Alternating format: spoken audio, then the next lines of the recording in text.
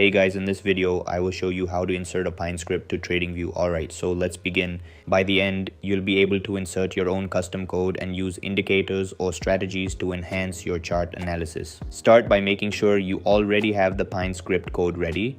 This could be something you created yourself or a script you found online.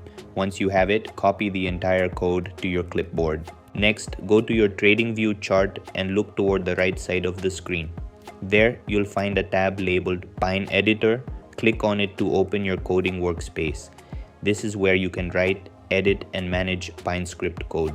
Inside the editor, you might see some default code already there. To avoid any conflicts, click on your Pine code name and then click on the Create New button to create a fresh script. When prompted, choose whether you want to create an indicator or a strategy. If your script is meant for visual signals or overlays, select indicator. Once the new script is open, remove any existing code in the editor so you have a blank space. Then paste the Pine script code you copied earlier.